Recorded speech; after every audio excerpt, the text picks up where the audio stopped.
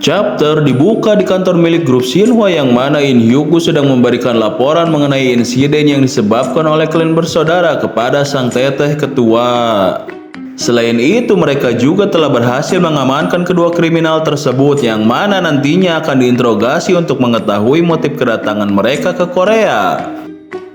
Tapi menurut penuturan Win, kalau maksud dari kedatangan klan bersaudara itu adalah untuk mencari dan membawa paksa masternya, atau dengan kata lain adalah si profesor di lain. Si teteh sendiri sebenarnya telah memprediksi mengenai motif mereka tersebut, namun kini perhatiannya justru tertuju kepada sosok heroik yang telah berhasil mengalahkan salah satu dari klan bersaudara. Apalagi si teteh juga semakin penasaran karena tidak bisa mendapatkan penjelasan pasti dari Win, yang mana ia mengaku kalau dirinya dan Jiu sedang dalam keadaan pingsan saat kejadian tersebut. Di sisi lain juga terdapat jejak serupa di tempat pertarungan Jisuk, namun lagi-lagi si teteh tidak mendapatkan jawaban yang jelas karena Jisuk juga mengatakan hal yang hampir sama dengan Win dan Jiu. In Hyuk menduga kalau para anak remaja tersebut sengaja menyembunyikan sesuatu, hingga akhirnya si teteh dengan segala bukti dan jejak yang ia temukan berasumsi kalau sosok yang telah membantu anak-anak tersebut adalah Kaiden. In Hyuk dengan kaget dan panik menyanggah dugaan si teteh tersebut karena ia tahu kalau menurut rumor Kaiden itu adalah seorang nolep antisosial yang kerjaannya suka bertarung dan hanya akan menantang Awaken kuat peringkat atas. Sehingga sangat tidak mungkin kalau Kaiden mencampuri urusan remeh-temeh seperti menolong anak-anak tersebut. Tiba-tiba In Hyuk terkejut dengan kemunculan Park Song Ha yang sudah berdiri di lawang pintu. Namun muka malas-malasan diperlihatkan oleh si In Hyuk yang menduga kalau kedatangan Song Ha tersebut adalah meminta klan bersaudara diserahkan ke pihak asosiasi. Tapi sebenarnya di sini Song Ha hanya ingin menanyakan perihal anak buahnya yang telah berhasil diselamatkan oleh pihak Shinhwa. Dan dirinya juga dengan penuh kerendahan hati serta malu-malu mengucapkan terima kasih yang seketika membuat suasana pun menjadi canggung.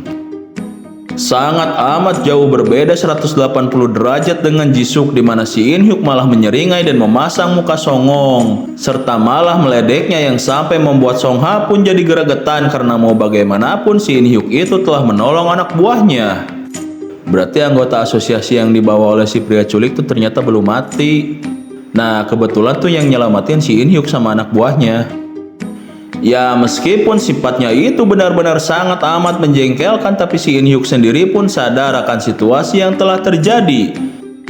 Dan dengan legek Yangsil dan Sokrenya itu, ia pun menambahkan kalau sekarang posisi mereka dibalik, maka Song Ha pun juga pasti akan melakukan hal yang sama persis dengan apa yang ia lakukan.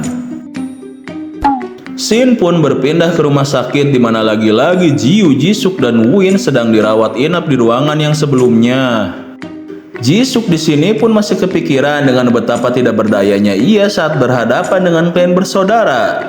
Dan yang lebih membuatnya sampai ngahulang tarik adalah sosok Gemo yang tidak ia sangka-sangka bisa sangat kuat sampai-sampai membuat klan bersaudara tumbang. Kemudian karena penasaran ia pun langsung bertanya kepada Jiu perihal kucing tersebut, dan ia juga menanyakan dari mana Jiu bisa menemukan kucing itu. Jiu menimpali kalau ia mengadopsi kucing-kucingnya setelah tidak sengaja menemukannya di jalan. Dan dengan emot senyum riang gembira ia pun menambahkan kalau meskipun kucing liar, tapi kucing-kucing tersebut adalah kucing yang lucu, menggemaskan, penurut, dan pintar. Lah, kucing mana sih yang dimaksud sama si Jiu? Ya kalau ketiga kucing kecil sih masuk akal ya, tapi kalau yang ini sih ya fix omongan Jiu tuh hoax. Mendengar Jiu dengan entengnya berkata demikian, Jisuk pun seketika syok bercampur keringat dingin. Karena ia menganggap kalau semua kucing liar itu bisa memiliki potensi sekuat dan sehebat si Mama Kasei Nitrat. Rasa penasarannya pun makin tinggi sehingga ia terus-menerus mengorek informasi mengenai kucing tersebut. Sampai akhirnya ia pun teringat akan peringatan dari si Mamang yang mengatakan kalau Jisuk harus tutup mulut jika masih sayang dengan nyawanya itu. Melihat Jisuk yang tiba-tiba terdiam mengahulang, Jiu pun penasaran kenapa Jisuk sedari tadi terus-terusan menanyakan perihal kucingnya. Dan dengan tertunduk lesu serta terpaksa, Jisuk pun menimpali kalau ia tertarik dengan kelucuan para kucing yang sontak membuat Jiu amat sangat antusias. Obrolan hangat tadi pun terus berlanjut, di mana sekarang Win pun ikut-ikutan nimbrung. Dan keduanya malah merasa benar-benar kangen untuk bertemu dengan kucing. Hal itu pun sontak membuat Jisuk berpikir kalau kedua remaja yang ada di sebelahnya itu sudah benar-benar tidak waras, karena malah bahagia dan sangat ingin bertemu dengan makhluk yang ia anggap mengerikan tersebut. Melihat perilaku polos dari mereka berdua, sekarang Jisuk pun mulai merasa cemas dan ia malah mendadak sesak napas yang membuat Jiu dan Win jadi panik. Kembali Jisuk pun melihat tatapan cemas dan kasihan dari mereka yang sampai membuat dada Jisuk malah semakin sesak, yang langsung membuat Jiu makin panik dan menekan tombol darurat untuk memanggil dokter. Sekarang berpindah ke rumah Jiu, di mana terlihat si Mamang Kaiden atau lebih tepatnya si Kasein Nitrat sedang menghela napas yang amat sangat panjang. Karena ia merasa frustasi perihal energi yang telah ia kumpulkan dengan susah payah harus habis dengan seketika. Dan dengan pose imut ia pun mulai ngomel-ngomel dan menyalahkan semuanya kepada ketiga remaja nekat yang ada di rumah sakit. Namun kekesalannya mulai mereda tatkala mengingat ekspresi cemas Jiu saat dirinya akan menghabisi si perempuan culik jadi-jadian. Karena di kehidupannya yang dulu orang-orang hanya peduli dengan kekuatan dari Kaiden saja, dan selalu meminta dirinya untuk menghabisi setiap lawan-lawan yang ia hadapi tanpa peduli dengan perasaan dari Kaiden sendiri. Berbeda dengan Jiu, di mana ia benar-benar tulus untuk menerima keberadaan Kaiden tanpa peduli siapa dirinya. Sehingga hal tersebut pun membuat si Mamang merasa amat sangat senang dengan memperlihatkan senyuman tampan di wajahnya. Dan ya, chapter ini pun harus ditutup, di mana ternyata momen mengharukan tersebut ia lakukan sambil ngaso santai di atas kardus bak seorang raja yang dikelilingi oleh rakyat jelata.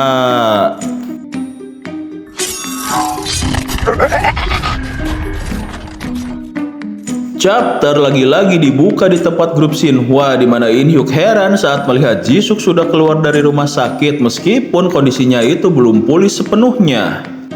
Namun sebenarnya In Hyuk juga mewajarkan hal tersebut dan kemudian malah meledek karena memang cedera Jisuklah yang paling ringan.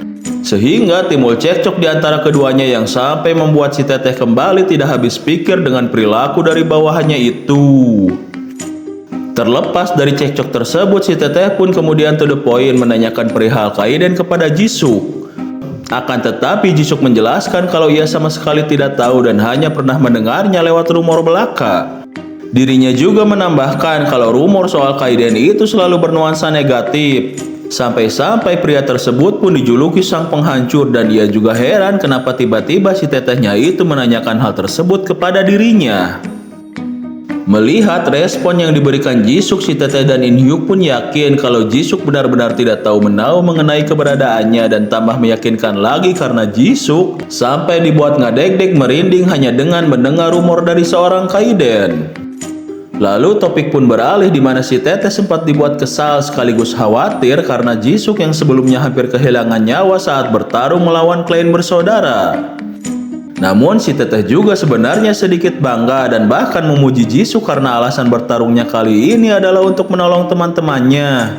Yang mana hal tersebut pun sampai membuat In Hyuk dan Jisuk sendiri melongo terheran-heran. Shin berpindah ke rumah Jiu, di mana ia baru saja tiba dan sudah tidak sabar untuk bertemu dengan kucing-kucingnya. Ia pun dengan antusias menghampiri kucing-kucing kecil tersebut meskipun terlihat kalau kondisi rumahnya itu sudah sangat berantakan. Namun ia heran karena sama sekali tidak melihat keberadaan dari si Mamang di rumahnya itu. Kemudian ia pun terus berusaha memanggil-manggil nama si Mamang sampai akhirnya firasat buruk yang ia rasakan di chapter awal mulai timbul kembali. Di mana ia pun langsung bergegas memeriksa kamar mandi karena menganggap kalau si Mamang sedang buang hajat lagi. Namun sosok gemoy tersebut tidak ada di sana, dan sekarang dengan panik ia pun mencoba untuk mencarinya ke lantai atas. Ya, saat membuka pintu kamarnya itu, Jiu pun mendapati kalau ternyata si Mamang gemoy bohai Bahenol Kaiden sedang chill sambil berendam santai di bawah hangatnya sinar mentari. Jiu yang kebingungan pun heran dengan apa yang sedang dilakukan oleh kucing anomali tersebut. Dan si Mamang menimpali kalau ia sengaja berendam di lantai atas karena ia tidak mau waktu nyamannya itu diganggu oleh para kucing kecil. Tidak lama setelah itu ia pun beranjak dari ember jolang tersebut dan dengan susah payah ia pun berusaha untuk mengeringkan badan Bahenolnya itu. Namun karena badan dan kaki kucingnya itu tidak presisi alias badannya itu kegedean, ia pun kesulitan sampai-sampai harus dibantu oleh Jiu. Layaknya seorang babu yang sedang melayani bos besar yang secara bodi memang besar, Jiu pun dengan sukarela membantu Kaiden mengeringkan bodinya itu dan kemudian Jiu juga ingin menanyai Kaiden mengenai suatu hal. Ya, So Jiu dengan rasa tidak enak hati sambil meminta maaf mengatakan kalau pasti karena dirinya itu Kaiden harus kembali kehilangan energi yang telah susah payah ia kumpulkan. Tapi Kaiden sendiri menimpali kalau itu bukan masalah besar dan beralasan kalau hal tersebut bisa dengan mudah ia dapatkan kembali. Kemudian Jiu pun mengucapkan terima kasih karena Kaiden selalu ada untuk menolongnya, namun Kaiden tidak mau terlalu ambil pusing dan malah menyuruh Jiu agar dirinya berlatih dengan lebih giat supaya tidak kembali merepotkan si Mamang, dan akhirnya hal tersebut pun membuat Jiu kembali senang dan bersemangat. Sekarang Shin pun berpindah ke tempat Win di mana terlihat kalau kondisi dari Win belum sepenuhnya pulih. Diselangi dengan flashback ke beberapa menit sebelumnya saat dirinya didatangi oleh Park Song Ha yang menanyakan tentang kondisinya tersebut. Apalagi cedera dari Win itu adalah yang paling parah di antara ketiganya. Dan maksud lain kedatangan Song Ha adalah untuk meyakinkan Win kembali agar segera bergabung dengan pihak asosiasi. Song Ha juga menambahkan jikalau Win sudah bergabung, maka keselamatan dirinya dan masternya itu akan lebih terjamin. Namun di sini Win pun masih tetap saja bimbang dan meminta untuk diberikan sedikit waktu lagi agar bisa memutuskan dengan matang-matang. Sekarang Shin pun berpindah lagi yang kali ini memperlihatkan gedung milik pihak asosiasi, di mana Song Ha masih kepikiran soal respon dari Win yang masih saja terlihat ragu dan bingung untuk bergabung dengan pihaknya. Tapi tiba-tiba terdengar suara yang memanggil dirinya dan diperlihatkanlah sesosok pemuda cantik bernama Su Binli. Alasan si pemuda cantik datang hanya semata-mata untuk bertemu dengan masternya itu, atau dengan kata lain yaitu Park Song Ha, dan ia pun sangat penasaran dengan rumor yang sedang beredar. Dengan wajah serius ia mengatakan kalau dirinya itu mendapat kabar bahwa Song Ha atau masternya itu secara pribadi telah merekrut seseorang untuk bergabung dengan pihak asosiasi. Dan dengan kesal Subin pun menambahkan kalau pemuda yang dimaksud itu sangat-sangat tidak tahu diri karena telah berani menyepelekan serta menggantungkan tawaran tersebut. Dan ya, chapter pun ditutup dengan ekspresi dari Park Song Ha yang terlihat bingung untuk menanggapi dan menjelaskan situasinya.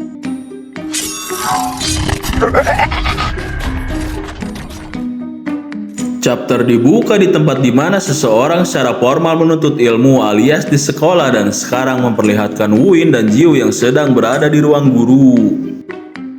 Si sang pak guru pun heran karena mereka berdua sudah absen dari sekolah untuk kesekian kalinya, dan ia pun makin tidak habis pikir karena lagi-lagi mereka terlibat dalam sebuah kecelakaan mobil.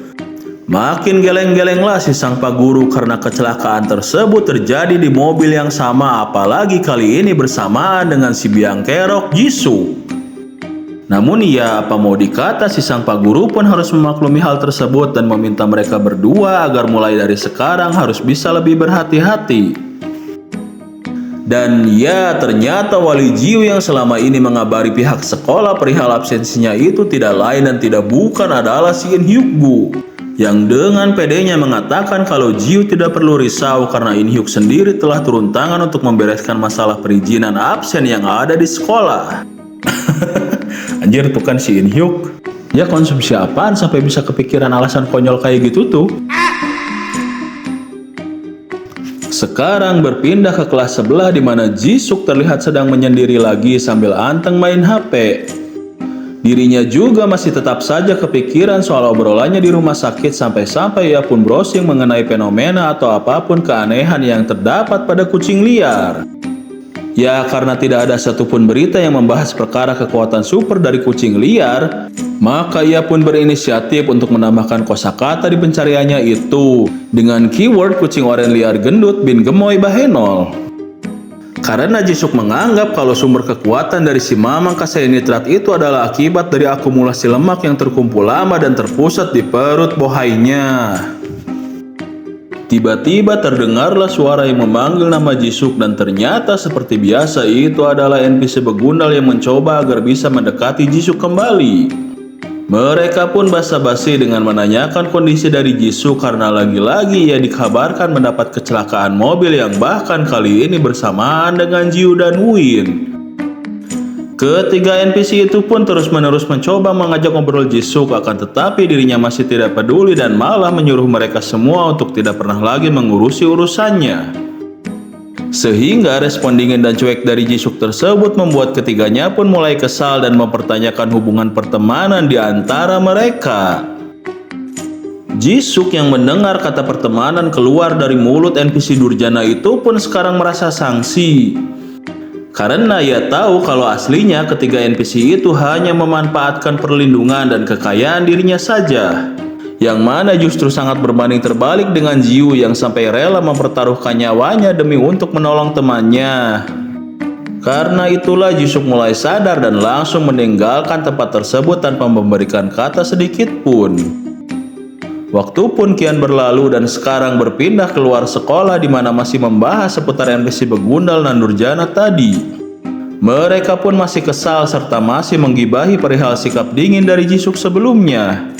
Yang mana itu berarti membuat mereka tidak mempunyai backup lagi dalam melakukan kenakalan remaja seperti memalak dan menaklukkan sekolah lain.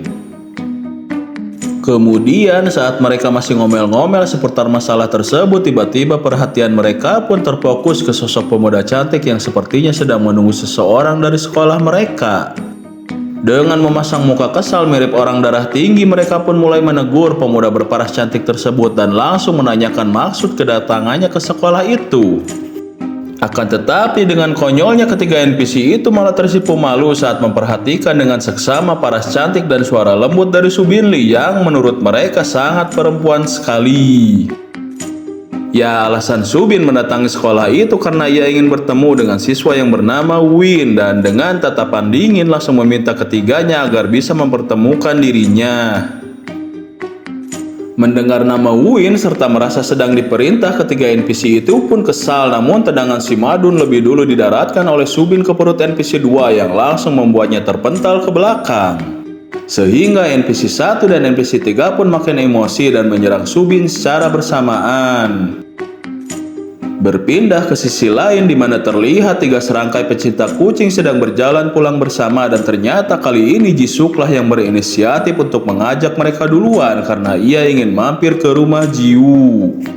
Namun seperti biasa Jiu dan Win akan terlebih dahulu bersedekah makanan kepada para kucing tunawisma yang mereka temui dalam perjalanan. Saat sedang asik berjalan dan bercengkrama, mereka pun tidak sengaja melihat para NPC begundal dan durjana sedang dihajar habis-habisan oleh si pemuda cantik alias Subinli. Jisuk yang sesaat sempat terdiam ngahuleng melihat kejadian itu pun ternyata lebih memilih untuk melanjutkan perjalanannya saja dan mengabaikan hal tersebut. Namun saat mendengar Subin terus menghajar dan menginjak-injak kepala mereka supaya cepat kembali sadar, Jisuk pun terdiam kembali, namun kali ini merasakan perasaan yang amat sangat kesal. Sehingga ia pun kembali ke tempat tadi dan dengan penuh amarah meminta agar kaki kotor dari si pemuda cantik disingkirkan dari kepala si NPC.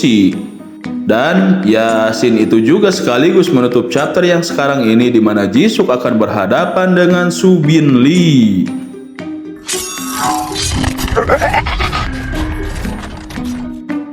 Chapter kembali dilanjutkan di mana si biang kerok Jisuk sedang berhadapan dan bersitegang dengan si pemuda cantik Subinli. Subinli memperingatkan Jisuk agar tidak ikut campur jika tidak ingin bernasib sama seperti mereka. Namun seperti yang kita tahu kalau Jisuk yang harga dirinya setinggi langit ini sudah pasti menolak peringatan tersebut. Dan secara tiba-tiba dan tanpa menunggu lama si pemuda cantik Subinli dengan penuh emosi langsung melesakkan tendangan si Madun ke arah Jisuk. Untungnya Jisuk bisa dengan mudah menghindari tendangan tersebut dan sekarang ia pun akan bersiap untuk menahan pukulan susulan dari Subin. Akan tetapi tidak disangka dampak dari pukulan si pemuda cantik tersebut ternyata sangat kuat dan berat sehingga hal itu pun membuat Jisuk sampai ngorejat shock. Subin melanjutkan serangannya dengan memukul Jisuk secara bertubi-tubi hingga membuatnya mulai kewalahan. Lalu Jisuk juga tidak mau kalah dan kemudian ia mencoba untuk menyerang balik dengan melayangkan pukulan ke arah Subin. Ya, meskipun itu bisa ditahan, namun pukulan tersebut juga sangat kuat dan berat sehingga menimbulkan bekas memar di tangan Subin. Sekarang keduanya pun mulai saling memprovokasi satu sama lain. Sementara itu Jiu malah kebingungan dengan situasi yang terjadi dan untuk Win sendiri yang notabene orang yang dicari malah hanya terdiam saja tanpa mengeluarkan sepatah kata pun. Tapi kemudian Jiu berteriak memanggil nama Jisuk dan memintanya untuk menghentikan perkelahian tersebut, yang mana malah direspon sinis dan marah-marah oleh Jisuk karena yang menjadi biang kerok atau yang memprovokasi duluan adalah si pemuda cantik.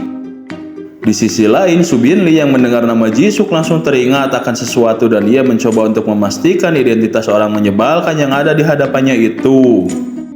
Ternyata ia pun baru sadar kalau orang yang sedari tadi ia hadapi adalah sosok terkenal Jisukyu dari grup Shinhwa. Dan hal yang sama pun berlaku untuk Jisuk sendiri, di mana ia juga mengenali sosok Subin yang ternyata merupakan cucu perempuan dari sang ketua asosiasi. Sebenarnya kalau translate Indo tuh gak jelas ya pas ngenalin Subin siapa. Maksudnya tuh gak kelihatan jelas dia cewek atau cowok. Soalnya kan kalau Indo kata ganti untuk orang tuh pakainya dia. Nah, sedangkan kalau di translate Inggris pakainya tuh she, dan juga sebagai granddaughter, daughter. Ah, itulah. Ya gampangnya mah sebagai cucu perempuan lah. Nah, jadi gak bisa disebut pemuda cantik lagi berarti ya, karena memang beneran perempuan. Kemudian Jisuk pun bertanya karena ingin mengetahui maksud dari si Subin yang telah mengacau di wilayah Shinhwa. Dan ternyata si Subin itu hanya ingin mencari seseorang, namun ketiga NPC itulah yang malah mencari gara-gara duluan dengan dirinya. Dan seketika itu juga si Subin baru sadar kalau seragam Jisuk sendiri sama persis dengan orang yang dia cari-cari alias Win. Meskipun sebenarnya Win itu berada bersama di antara mereka, tapi Jisuk lebih memilih untuk tidak memberitahukannya dan malah memberikan jawaban yang berputar-putar sehingga membuat si Subin sempat curiga. Kemudian karena sudah malas untuk meladeni dan berdebat dengan gadis gotik tersebut, Jisuk pun langsung mengajak kedua temannya untuk pergi. Akan tetapi di sini Win masih saja tetap menatap ke arah Subin dan konyolnya si Subin sendiri malah kesal serta mengancam akan menghajar Win jika ia tidak segeranya dari tempat tersebut. Sehingga sekarang Subin Lee malah emosi sendiri dan kebingungan untuk mencari keberadaan dari Win. Kini di perjalanan pulang, Jiu pun ingin tahu kenapa Jisuk tidak berkata jujur kepada Subin. Tapi Jisuk menimpali kalau pasti anak manja tersebut hanya ingin mencari perkara saja. Karena kalau memang benar-benar sesuatu yang penting, dirinya bisa menanyai Pak Songha mengenai masalah Win yang ingin dia ketahui. Mereka pun masih terus melanjutkan obrolan saat dalam perjalanan yang mana masih membahas seputar motif dari kedatangan si gadis gotik Subin. Hingga akhirnya mereka tiba di rumah Jiu yang mana Jiu dengan gerakan cepat langsung bermain dengan ketiga kucing kecilnya. Jisuk yang sekarang masuk dengan penuh kesopanan ini pun terlihat celingak-celinguk untuk memastikan keberadaan dari si Mamang Kasei Nitrat. Dan tentu saja jelas terlihat kalau si kucing gemoy Bahenol itu dengan chillnya sedang duduk senderan di atas sofa. Lalu Jiu pun menyuruh keduanya untuk duduk sementara dirinya akan mengambilkan minuman untuk mereka. Namun keanehan justru terjadi kepada Jisuk di mana dirinya hanya terdiam ngahulang jentul saja. Kemudian dengan penuh sopan santun dan tata krama Jisuk pun mulai duduk, akan tetapi posisi duduknya itu sangat tidak biasa yang mana malah terlihat seperti seorang ajudan magang yang sedang mendampingi bos gendutnya. Sehingga Jiu pun sampai dibuat heran dengan perangai aneh dari Jisuk tersebut. Tapi Jisuk tetap mencoba untuk bersikap tenang serta mengatakan kalau ia memang terbiasa duduk dengan penuh rendah hati dan sopan santun seperti itu. Ya sebenarnya dalam hati sanubarinya itu Jisuk beranggapan kalau Jiu dan Win benar-benar bodoh dan polos. Karena tidak bisa menyadari dengan betapa berbahayanya entitas gendut yang ada di sebelahnya itu. Dan ya chapter ini pun ditutup dengan Jiu dan Win yang makin dibuat heran serta speechless. Karena melihat Jisuk yang sedang memberikan sajian makanan kucing 7 rupa untuk persembahan si Mamang Gemoy Kasei Nitrat.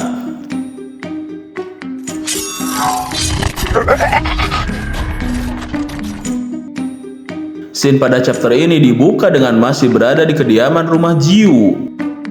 Suasana suram pun terjadi karena Jiu dan Win masih belum mengetahui motif di balik kemunculan Subin yang ngotot untuk mencari Win dan bahkan sampai menimbulkan keributan. Namun di sisi lain, Jisuk yang sedang bermandikan keringat dingin ini pun terlihat cemas dan panik. Karena tidak seorang pun dari Win dan Jiu yang menyadari akan kelakuan kucing gemoy Bahenol di sebelahnya itu, yang mana sedang asik nyuruput makanan kucing sasetan menggunakan tangan sambil sederan ke bantal. Kemudian saat mulut manis si Mamang Kasei Nitrat mengeluarkan sendawa yang menggelegar, Jisuk pun dengan cekatan langsung memberikan persembahan makanan kucing sasetan lainnya, yang mana hal tersebut justru membuat si Mamang heran dan langsung meminta Jisuk untuk mengikutinya pergi keluar.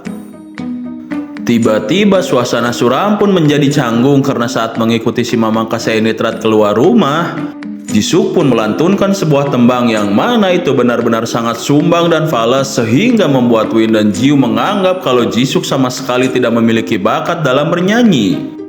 Ya, mendengar kritikan pedas dari mereka berdua, Jisuk pun langsung emosi karena di lubuk hatinya yang paling dalam, dirinya sudah rela berkorban untuk menyelamatkan nyawa mereka dari amukan kemurkaan si Mamang Kasei Nitrat. Sesampainya di luar, si Mamang Kasei Nitrat pun langsung to the point untuk menanyakan maksud dari perilaku aneh yang Jisuk lakukan barusan. Namun entah apa yang merasuki dirinya, Jisuk pun dengan konyol dan pedenya mengatakan kalau ia memang sedari dulu selalu bersikap ramah dan sopan seperti itu. Yang mana si Mamang pun dibuat terdiam dan melongo saat mendengar perkataan ngawur dari Jisuk tersebut. Tapi kemudian Jisuk pun mulai menjelaskan kalau ia hanya mencoba untuk menjaga rahasia dan berjanji akan memperbaiki sikap agar lebih terlihat normal untuk kedepannya. Jisuk juga menambahkan kalau dirinya bahkan bisa menjaga rahasia ini dari kakaknya sendiri, yang mana membuat si Mamang Kasein pun mulai sedikit percaya dengan omongan Jisuk barusan. Dan di momen itulah Jisuk dengan sigap langsung membuka dan menyodorkan persembahan cemilan sasetan lagi, yang mana kemudian langsung dilahap oleh si Mamang Kasei Nitrat sambil berkata kalau beliau sudah percaya dan yakin dengan apa yang Jisuk katakan. Setelah momen tersebut kemudian terlihat kalau Win dan Jiu akan pergi keluar rumah. Mereka seperti biasa akan bersedekah makanan kepada para kucing tunawisma yang mereka temui di jalan. Jisuk sebenarnya tidak mau kalau harus ikut melakukan kegiatan yang ia anggap merepotkan tersebut, tapi ia terpaksa ikut karena tidak mau kalau harus tinggal sendirian bersama kucing anomali yang ada di belakangnya itu. Kegiatan amal itu pun berlangsung dengan penuh kehangatan dan kegembiraan, yang mana Jiu terlihat amat sangat senang saat memberi makan kucing-kucing liar. Tapi di sisi lain Jisuk malah teringat dengan perkataan Jiu saat di rumah sakit yang mengatakan kalau semua kucing yang ia rawat termasuk si Mamang Kasei Nitrat adalah kucing liar, sehingga ia pun bergegas untuk mencari dan mendapatkan kucing liar juga. Kucing liar atau kucing jalanan yang sangat Jisuk inginkan adalah kucing yang lebih kuat, lebih hebat, lebih gagah, lebih perkasa, dan tentunya harus lebih gendut supaya kucing tersebut akan langsung bisa melumat si Mamang Kasei Nitrat. Ya, saat semua orang keheranan melihat Jisuk yang cengengesan sendiri, tiba-tiba muncullah si gadis gotik Subin dengan sambil teriak-teriak dan marah-marah. Amarah tersebut langsung dialamatkan ke Jisuk, yang mana Subin merasa telah dipermainkan karena Jisuk telah berbohong dengan mengatakan bahwa ia tidak kenal dengan Win yang padahal sedari awal selalu bersamanya. Ya, seperti yang sudah bisa kita tebak, cekcok pun kembali terjadi antara si gadis gotik Subin dan si biang kerok Jisuk, yang mana sampai akan menjurus ke perkelahian lagi. Tapi Win menyela adegan tersebut dan meminta Subin untuk langsung saja berbicara dengannya tanpa harus melalui perkelahian. Seketika itu juga Subin pun tertawa karena celaan dari Win membuat Jisuk tidak jadi untuk berkelahi dan mengatakan kalau si biang kerok Jisuk yang sekarang sudah sangat jauh berbeda, di mana ia sampai mau untuk menahan emosi serta rela berbohong untuk melindungi temannya. Jisuk yang mendengar ledekan tersebut pun dibuat salah tingkah kembali dan terpaksa untuk kedua kalinya ia harus mendapatkan tatapan penuh haru dari Jiu dan Win.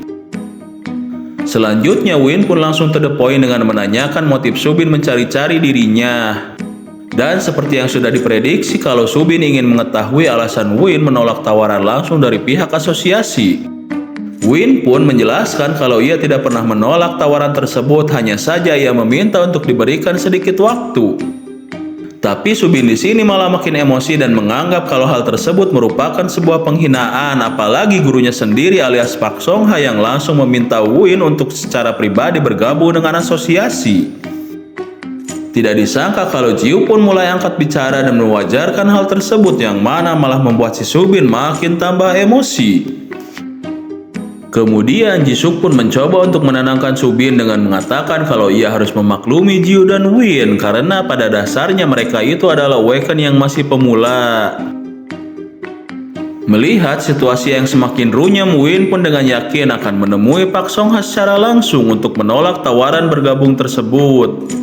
Yang mana hal itu pun justru sontak malah membuat Subin makin hilang kesabaran dan emosinya pun malah makin meningkat tatkala melihat kalau Jisuk sedang menelepon Pak Song Ha.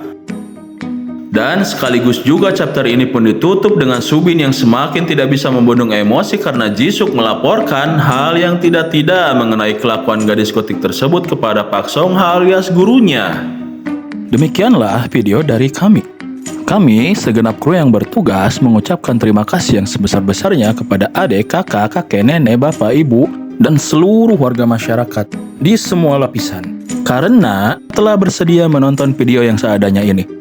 Biar lebih lengkap dan lebih seru, jangan lupa juga untuk membaca komik, manhwa, dan manga aslinya, karena ini hanya sebatas rangkuman dan untuk hiburan.